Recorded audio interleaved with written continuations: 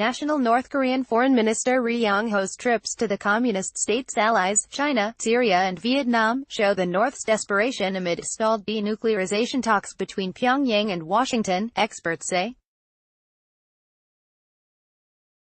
Ri met with Chinese President Xi Jinping on Friday for talks, during which Xi reaffirmed his country's strong relations with Pyongyang, North Korea's state-run media reported Sunday.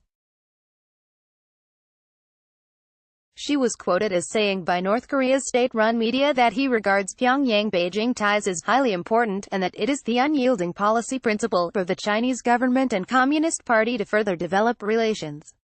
Ri earlier discussed bilateral ties with top Vietnamese officials during his trip to the Southeast Asian country, according to the North's state media. North Korean leader Kim Jong-un reportedly cited Vietnam's economic success several times during his meetings with South Korean President Moon Jae-in. Ri also met Syrian President Bashar al-Assad last week and discussed ways to expand relations between the two countries, according to the Syrian Presidential Office. Syria and North Korea are suspected of cooperating on chemical weapons, though they deny the accusations. Ri's extensive overseas travels at a time when talks between Washington and Pyongyang aimed at dismantling the North's nuclear weapons program have stalled are widely seen as the isolated country's efforts to increase its leverage. China. The highlight of Ri's travels outside the North was his trip to Beijing late last week, less than a week after a summit between U.S. President Donald Trump and his Chinese counterpart. The U.S. and China agreed hold off on imposing new tariffs for 90 days, a temporary truce in intensifying trade conflicts between the world's two largest economies. And North Korea, which we didn't get into. We've agreed that we will work very strongly on North Korea, Trump said on board Air Force One on his return home from the G20 meeting and his summit with Xi, adding Xi agreed to work with Trump 100% on North Korea. North Korea sent Ri to China to check on whether their alliance remains unchanged, said Hong Min, a research fellow at the Korea Institute for National Unification. North Korea might be worried about a possible change in China's stance, whether China will continue to forge a favorable relationship with North Korea amid pressure from the U.S., Hong said.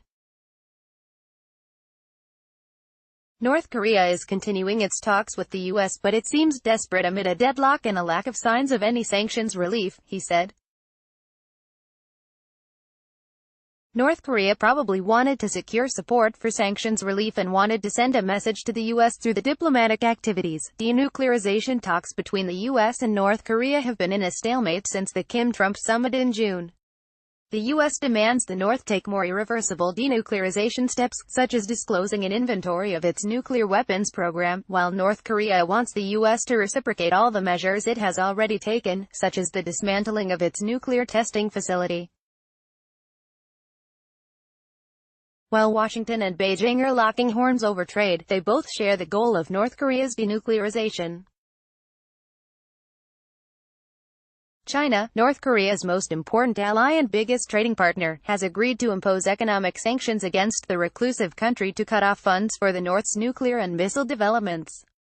But China takes North Korea's side on how to achieve denuclearization, an action-for-action approach, as part of efforts to keep the North, a strategic buffer to prevent American troops in the South from edging closer to its border, on its side. Trump has often placed the blame on China for a lack of progress on the North's denuclearization, linking the impasse with U.S. trade tensions with China. The worst scenario for North Korea is that China and the U.S. stand united against North Korea by extending sanctions on the country, said Kim Hong-kyu, director of the China Policy Institute and professor at Jeou University in South Korea. For now, China doesn't want to be seen as taking North Korea's side or trying to lift sanctions for it. Despite its strategic competition with the U.S., China seeks to promote the North Korea issue as a symbol of its cooperation with the U.S., he said. So China wouldn't want to give an excuse to the U.S. to pressure China at the moment. Xi told North Korea's foreign minister on Friday that he hoped North Korea and the U.S. could meet each other halfway, and address each other's reasonable concerns, for positive progress on denuclearization talks, China's foreign ministry said. Ri said his country remains committed to realizing denuclearization and safeguarding the peace and stability of the Korean peninsula at Friday's meeting with his Chinese counterpart Wang Yi, according to the ministry.